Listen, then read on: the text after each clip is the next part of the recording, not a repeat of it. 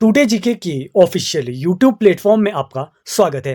देखिए, डेट है आज की 29 मई 2025। आज जो है वो हिमाचल प्रदेश जेबीटी एंट्रांस का जो है वो एग्ज़ाम कंडक्ट किया गया था, जिसमें जीके के 25 क्वेश्चन पूछे गए थे। तो आज डिस्कस करते हैं उन जीके के क्वेश्चन को जो यहाँ पर इस एग्ज़ाम में पूछे गए थे।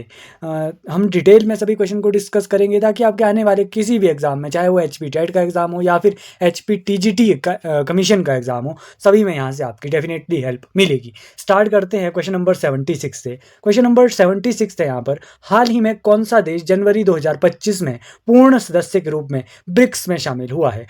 विच country recently join BRICS as a full member in 2025? तो ब्रिक्स में जो फुल मेंबर बना है 2025 में ब्रिक्स का, तो वो बना है इंडोनेशिया। ए ऑप्शन इस क्वेश्चन का राइट आंसर है इंडोनेशिया। जो ब्रिक्स है ना, उसमें अब 10 देश जो है ना वो शामिल है। कौन कौन से, वो आप अपने पास नोट कर लीजिए। ब्राज़ील, रूस, इंडिया, चाइना, साउथ अफ्रीका, मिस्र, ईरान, इथियोपिया एंड इंडोनेशिया। ये सभी देश ना आपको याद रखने हैं। ब्रिक्स की स्थापना ब्रिक के रूप में हुई थी, यानी कि जिसमें ब्राज़ील, रूस, इंडिया, चाइना पहले आते थे। 2009 में इसकी स्थापना हुई थी। फिर 2010 में साउथ अफ्रीका भी इसमें शामिल हुआ और अब इसमें 10 देश है। तो ये सभी ना आप ध्यान में रखेंगे। नेक्स्ट क्वेश्चन की बात करते हैं। नेक्स्ट क्वेश्चन है, भारतीय मौसम विज्ञान विभाग IMD की स्थापना कब हुई? तो ये IMD की स्थापना कब हुई, ये यहाँ पर पूछा गया है। भारतीय मौसम विज्ञान विभाग। ए ऑप्शन है 1876, बी ऑप्शन है 1877, सी ऑप्शन है 1875 एंड डी ऑप्शन है 1872।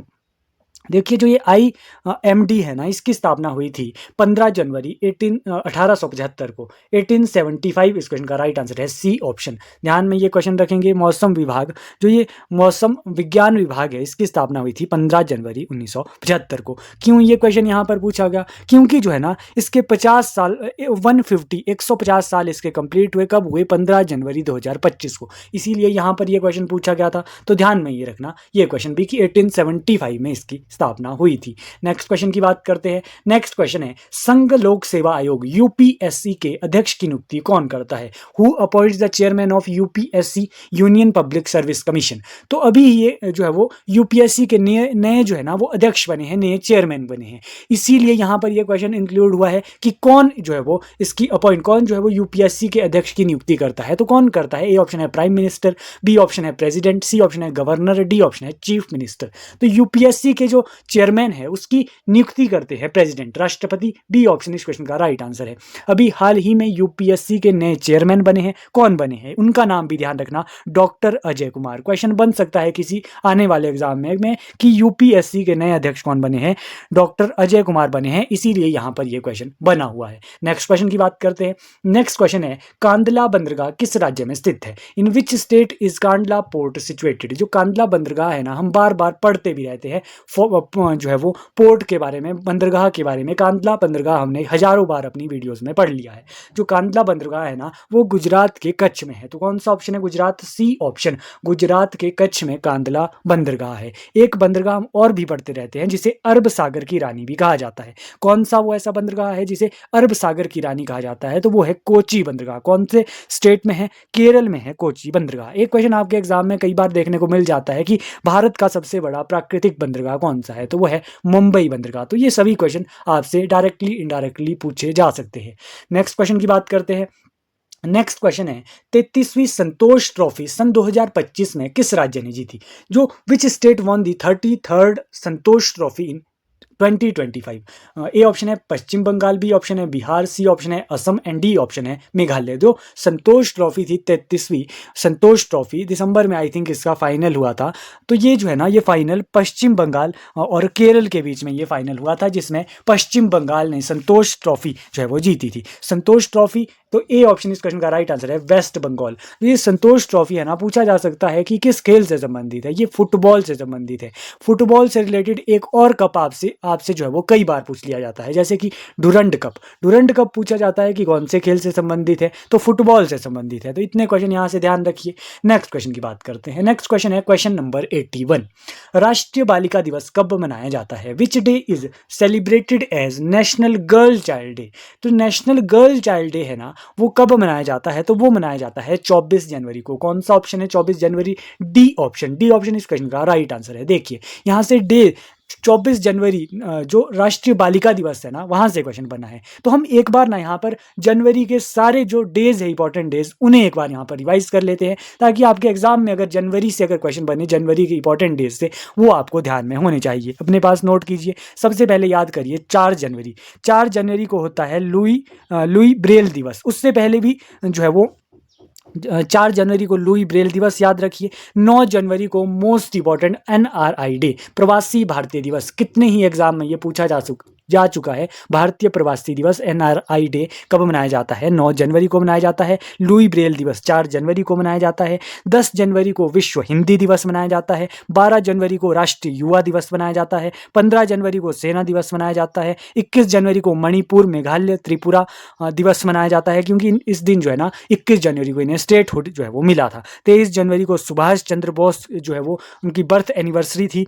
24 जनवरी जो इस क्वेश्चन में पूछा गया है, राष्ट्रीय बालिका दिवस, वो मनाया जाता है। यहाँ से ये क्वेश्चन बना था। 25 जनवरी को राष्ट्रीय पर्यटन दिवस यानी कि नेशनल टूरिज्म डे मनाया जाता है। 25 जनवरी को एक और दिवस मनाया जाता है, नेशनल वोटर्स डे भी मनाया जाता है। 26 जनवरी को गणतंत्र दिवस मनाया जाता है और 30 जनवरी को 2 डेज मनाए जाते हैं, शहीदी दिवस और वर्ल्ड लेप्रोसी डे। तो यहीं से आके आपके एग्जाम में क्वेश्चन बनेंगे। अगर आपके एग्जाम में जनवरी के डेज से क्वेश्चन बनते हैं तो इन्हें एक साथ कहीं अपने पास नोट कर लीजिए। नेक्स्ट क्वेश्चन की बात करते हैं। नेक्स्ट क्वेश्चन है क्वेश्चन नंबर 82।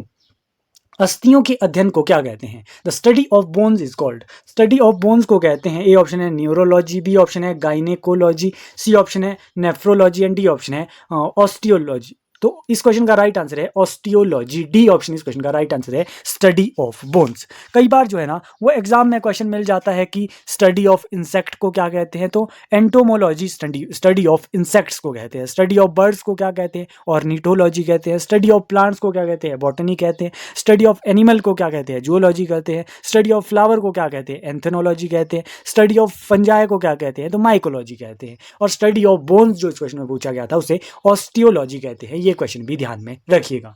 नेक्स्ट क्वेश्चन की बात करते हैं। नेक्स्ट क्वेश्चन है शिमला सम्मेलन का आयोजन कब हुआ? शिमला सम्मेलन जो हुआ था ना वो हुआ था 1945 को। ध्यान रखिए 1945 को शिमला सम्मेलन हुआ। अगर आपसे पूछे शिमला समझौता कब हुआ? 1972 में हुआ। दोनों डेट्स ध्यान में रखनी है। नेक्स्ट क्वेश्चन की बात करते हैं। नेक्स्ट क्वेश्चन है who is the author of the book the great rebellion. तो ग्रेट रेबिलियन की जो बुक है ना उसके राइटर है अशोक मेहता। बी ऑप्शन इस क्वेश्चन का राइट आंसर था। ये बुक एज इट इज आपको ध्यान में रखनी पड़ेगी। नेक्स्ट क्वेश्चन है which vitamin is required for clotting of blood. रक्त के थक्के जमने के लिए कौन सा विटामिन आवश्यक है? तो वो विटामिन है विटामिन के। सी ऑप्शन इस क्वेश्चन का राइट आंसर है। नेक्स्ट क्वेश्चन की बात करते हैं। नेक्स्ट क्वेश्चन है व्हेन डिड पझौता सिरमौर में पझौता किसान आंदोलन कब हुआ? तो पझौता जो किसान आंदोलन है ना, हम बहुत बार पढ़ते भी रहते हैं कि पझौता किसान आंदोलन 1942 में हुआ। इससे पहले HPU का B.Ed का एंट्रांस हुआ था, उसमें जो है वो धामी गोलीकांड से क्वेश्चन बना था कि धामी गोलीकांड 1939 में हुआ। उसके लीडर पूछे गए थे भगमल सिंह सोटा। तो ध्यान में रखना पझौता आंदोलन जो है वो 1942-1939 में क्या होता है? धामी गोलीकांड होता है। नेक्स्ट क्वेश्चन की बात करते हैं। नेक्स्ट क्वेश्चन है ICC महिला T20 वर्ल्ड कप 2024 किसने जीता? तो ICC महिला T20 वर्ल्ड कप 2024 जो है ना वो किसने जीता था? महिला ICC वर्ल्ड कप की बात की जा रही है, T20 वर्ल्ड कप की, तो वो जीता था न्यूजीलैंड ने। डी ऑप्शन इस क्वेश्चन का राइट आंसर है। नेक्स्ट क्वेश्चन की बात करते हैं। नेक्स्ट क्वेश्चन है कोशिका की खोज किसने की? Who discovered cell. तो सेल जो है ना वो डिस्कवर्ड किए थे रॉबर्ट हुक ने। रॉबर्ट हुक ने किए। कई बार एग्जाम में पूछा जाता है कि रॉबर्ट हुक ने सेल जो है वो डिस्कवर कब किया? तो वो किया था 1665 में। ये डेट भी याद रखिए, 1665 को रॉबर्ट हुक ने कोशिका की खोज की थी। नेक्स्ट क्वेश्चन है question number 89। Amtar cricket stadium किस जिले में है? अमतर क्रिकेट स्टेडियम कौन से जिले में है? ए ऑप्शन है चंबा, बी ऑप्शन है सोलन, सी ऑप्शन है हमीरपुर, डी ऑप्शन है किन्नौर। जो अमतर क्रिकेट स्टेडियम है ना ये नादौन में है। नादौन कहाँ पर है? हमीरपुर में है। सी ऑप्शन इस क्वेश्चन का राइट आंसर है। हमीरपुर नादौन में अमतर क्रिकेट स्टेडियम है। ध्यान रखना ये स्टेडियम भी क्रिकेट स्टेडियम। एक क्वेश्चन बनता है कि हिमाचल प्रदेश का सबसे ऊंचाई पर स्थित जो है वो स्टेडियम कौन सा है? सबसे ऊंचा क्रिकेट स्टेडियम तो है चायल स्टेडियम। ओके जी, तो ये क्वेश्चन भी यहाँ से ध्यान में रखिए। नेक्स्ट क्वेश्चन की बात करते हैं। नेक्स्ट क्वेश्चन है क्वेश्चन नंबर 90। सर्वोच्च न्यायालय के मुख्य न्यायाधीश के रूप में संजीव खन्ना भारत के कौन से क्रम के न्यायाधीश बने? देखिए यहाँ से क्वेश्चन बना है कि as the chief justice of supreme court Sanjiv Khanna became the dash chief justice of India. यहाँ से जस्टिस संजीव खन्ना से क्वेश्चन बना है। जो जस्टिस संजीव खन्ना थे ना वो हमारे जो है वो 51 नंबर के ये मुख्य न्यायाधीश थे सर्वोच्च न्यायालय के। तो यहाँ से आपको ध्यान रखना है कि 51 नंबर के जो मुख्य न्यायाधीश थे ना वो संजीव खन्ना थे। अब तो लेटेस्ट में अभी ही मई में हाल ही में 52 नंबर के जो है ना वो चीफ जस्टिस बने हैं। कौन बने हैं? BR गवई जी बने हैं। तो नेक्स्ट एग्जाम के लिए आप तैयार रहिए कि यहाँ से क्वेश्चन 100% आपका किसी ना किसी एग्जाम में पूछा ही जाना है कि 52वें जो है ना वो सुप्रीम कोर्ट के मुख्य न्यायाधीश कौन बने हैं? तो BR गवई जी बने हैं। 51वें कौन थे? संजीव खन्ना जी थे। और उससे पहले 50वें कौन थे? वो भी आपको पता होना चाहिए, DY चंद्रचूड़। तो ये सभी क्वेश्चन के लिए तैयार रहिए, यहाँ से कोई भी एग्जाम में क्वेश्चन पूछा जा सकता है। नेक्स्ट क्वेश्चन की बात करते हैं। नेक्स्ट क्वेश्चन है क्वेश्चन नंबर 91। 15 अप्रैल 1948 को हिमाचल प्रदेश का गठन कितने राजाओं की रियासतों को मिलाकर किया गया? तो हम बहुत बार पढ़ते हैं कि 15 अप्रैल 1948 को हिमाचल प्रदेश का गठन हुआ था 30 छोटी बड़ी रियासतों को मिलाकर। तो 30 जो है ना वो सी ऑप्शन है, 30 जो है वो इस क्वेश्चन का राइट आंसर है। कई बार क्वेश्चन बनता है कि हिमाचल प्रदेश का गठन कब हुआ? 15 अप्रैल 1948 को हुआ। 1948 से 1951 तक हिमाचल प्रदेश मुख्य आयुक्त क्षेत्र रहता है। 51 से 56 तक हिमाचल प्रदेश जो है वो पार्ट सी स्टेट रहता है। 1 नवंबर 1956 को हिमाचल प्रदेश को केंद्र शासित प्रदेश बनाया जाता है और 25 जनवरी 1971 को हिमाचल प्रदेश भारत का 18वां राज्य बनता है। तो ये सभी क्वेश्चन यहाँ से हमने रिवाइज कर लिए। नेक्स्ट क्वेश्चन की बात करते हैं। नेक्स्ट क्वेश्चन है क्वेश्चन नंबर 92। लारजी जल विद्युत परियोजना कौन सी नदी पर बनाई गई है? On which river is Larji hydro electric project build? तो लारजी जो जल विद्युत परियोजना है ना वो सबसे पहले कौन से जिले में है? कुल्लू जिले में है। कौन सी नदी में है? ए ऑप्शन है सतलुज नदी, बी ऑप्शन है ब्यास नदी, सी ऑप्शन है रावी नदी, डी ऑप्शन है चिनाब नदी। जो ये लारजी जल विद्युत परियोजना है ना ये ब्यास नदी पर है। ब्यास नदी इस क्वेश्चन का राइट आंसर है, बी ऑप्शन।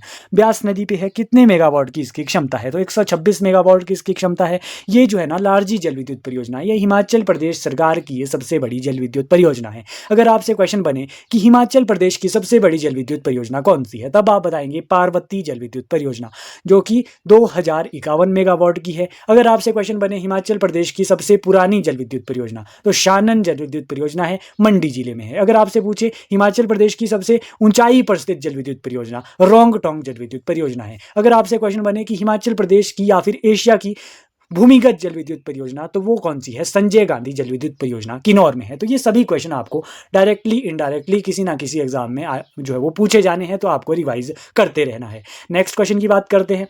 नेक्स्ट क्वेश्चन है मलेरिया रोग की दवाई क्विनिन, जो क्विनिन है ना वो कहाँ से ऑब्टेन होती है? एक्सट्रैक्टेड फ्रॉम, ए ऑप्शन है चीड़ के वृक्ष से, बी ऑप्शन है साल के वृक्ष से, सी ऑप्शन है सिनकोना के वृक्ष से, डी ऑप्शन है उपरोक्त में से कोई नहीं। तो जो ये क्विनाइन है ना ये मलेरिया रोग की दवाई होती है। तो ये जो है ना सिनकोना के वृक्ष से, ये सिनकोना की छाल से जो है ना, सिनकोना के वृक्ष की छाल से जो है ना ये एक्सट्रैक्ट की जाती है। तो सी ऑप्शन इस क्वेश्चन का राइट आंसर है। नेक्स्ट क्वेश्चन की बात करते हैं। Question number 94।